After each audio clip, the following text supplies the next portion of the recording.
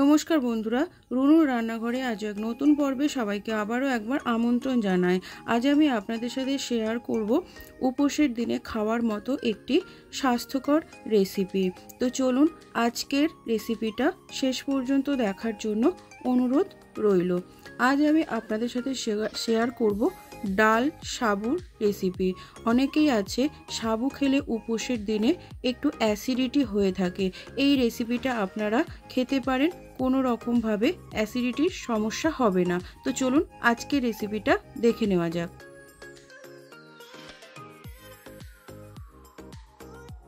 রেসিপিটি বানানোর জন্য এখানে আমি নিয়েছি 1 কাপ সাবু। এখানে আমি ছোট দানার সাবুটা নিয়েছি। সেই কাপেরই মাপ করে নিয়েছি 1 কাপ মুগের ডাল। আমি এখানে সাবুটাকে ভিজিয়ে দেবো 10-15 মিনিটের জন্য। সাবুটাকে আমি জল দিয়ে ভিজিয়ে রাখবো। আর ডালটাকে আমি খুব ভালো করে 3-4 বার জল পাল্টে পাল্টে ধুয়ে নেব। এদিকে গ্যাসে আমি কড়া চাপিয়ে দিয়েছি, তাতে দিয়ে দিয়েছি 1 টেবিল স্পুন মতো সাদা তেল। আমি রান্নাটা সাদা তেলে করছি, আপনারা চাইলে কিন্তু এখানে ঘিয়েরও ব্যবহার করতে পারেন। এবার এই তেলের মধ্যে দিয়ে দেবো ধুয়ে নেওয়া মুগের ডাল। ডালটাকে আমি একটু নাড়িয়ে চাড়িয়ে ভেজে নেব। খুব বেশি ভাজবো না, হালকা একটু নাড়িয়ে চাড়িয়ে ডালটাকে ভেজে নেব। আমি ডালটা ভেজে ব্যবহার করছি, আপনারা চাইলে কিন্তু ডালটাকে নর্মাল জলের ওপরেও তুলতে পারেন। অনেকেই আছে উপোসের দিনে পাক করা জিনিস খান না, তারা কিন্তু ডালটাকে সেদ্ধ করেও নিতে পারেন। এবার আমি পরিমাণ মতো জল দিয়ে দিলাম ডালটা সেদ্ধ হওয়ার জন্য। আপনারা চাইলে কিন্তু শুধু জলেও ডালটা সেদ্ধ করে নিতে পারেন। তেলের ব্যবহার তেলে না নাড়িয়ে জল দিয়েও কিন্তু ডালটা কুকারেও চাইলে সেদ্ধ করে নিতে পারেন। এতে আমি দিয়ে দেবো 2 চেরা কাঁচা লঙ্কা।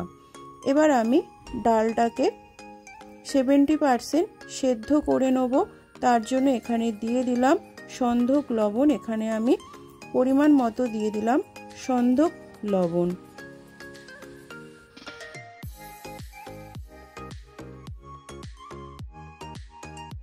ফিরে আসছি ডালটা সেদ্ধ হওয়ার পর। দেখুন ডালটা প্রায় 70 থেকে 75% সেদ্ধ হয়ে গেছে। এবার আমি এর মধ্যে দিয়ে দেবো ভিজিয়ে রাখা সাবুগুলো।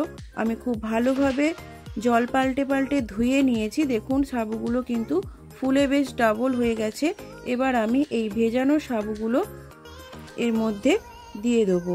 খেয়াল রাখতে হবে ডালের পরিমাণ যতটা নেবেন সাবুর পরিমাণও কিন্তু ততটাই নেবেন, তাহলে কিন্তু এই রেসিপিটা খেতে খুব ভালো হবে।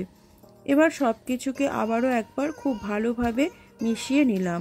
ডালটাকে আরও বেশ কিছুটা সময় আমি সেদ্ধ করে নেব, তাতে কিন্তু সাবুটাও সেদ্ধ হয়ে যাবে। এখানে আমি আরও একটু জল দিলাম, যেহেতু সাবুটা দিয়েছি সাবুতেও সেদ্ধ হবে, আরও একটু জল টানবে, তাই আরও বেশ কিছুটা পরিমাণ জল দিয়ে দিলাম। এবার এর মধ্যে আমি দিয়ে দেবো পরিমাণ মতো হলুদ। সব কিছুকে আবারও একবার খুব ভালোভাবে মিশিয়ে নেব।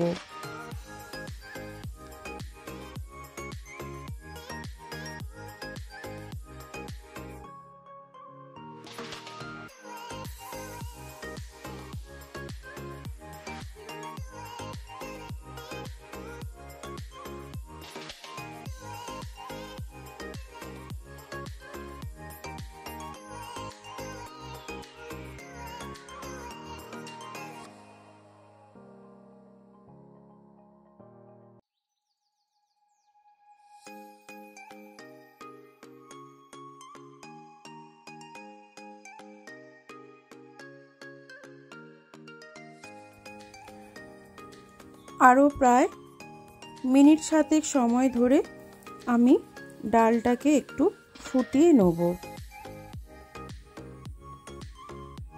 দেখুন ডাল আর সাবুটাকে আমি প্রায় 10 মিনিট মতো ফুটিয়ে নিয়েছি। সাবু আর ডাল আমার কিন্তু একদম সেদ্ধ হয়ে গেছে। সাবুটা দেখুন একদম এইরকম ভাবে সাদা সাদা যখন হয়ে যাবে তখন বুঝবেন যে সাবুটা কিন্তু একদম সেদ্ধ হয়ে গেছে। এবার আমি ডালটাকে নামিয়ে নেব।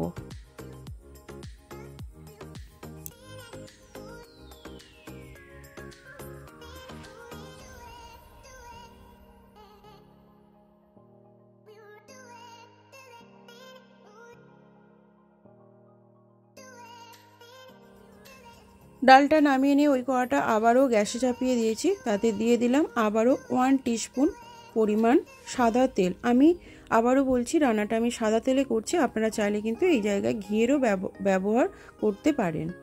তাতে দিয়ে দিলাম একটা শুকনো লঙ্কা আর দেবো একটু জিরে, 1/4 টিস্পুন দিয়ে দিলাম জিরে, দেবো একটা তেজপাতা। ফোড়ন থেকে যখন একটা সুন্দর ভাজা গন্ধ বেরোবে তখন আমি সেদ্ধ করে নেওয়া ডাল আর সাবুটা এর মধ্যে দিয়ে দেবো। এবার আমি আরও 3 থেকে 4 মিনিট আমি ডালটাকে ফুটিয়ে নেব। তাহলেই তৈরি হয়ে যাবে আমাদের ডাল সাবু রেসিপি। এটা আপনারা উপোসের দিনে বা যারা একাদশী করেন তারাও কিন্তু এই ডাল সাবু গ্রহণ করতে পারেন। খেতে কিন্তু খুবই সুস্বাদু হয়। এতে আমি দিয়ে দেবো অল্প একটু চিনি।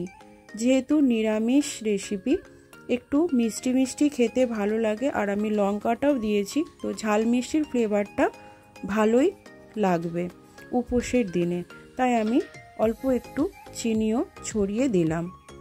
তৈরি হয়ে গেল আমার আজকের রেসিপি ডাল সাবু।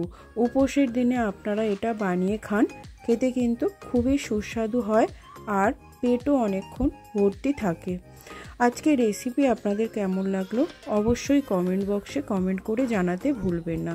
আমার রেসিপি যদি ভালো লাগে তাহলে আমার সাথে থেকে এগিয়ে যেতে সাহায্য করবেন। দেখা হবে আবারও এক নতুন রেসিপির সাথে। আজকের মতো এই পর্যন্তই। সবাই ভালো থাকবেন, সুস্থ থাকবেন।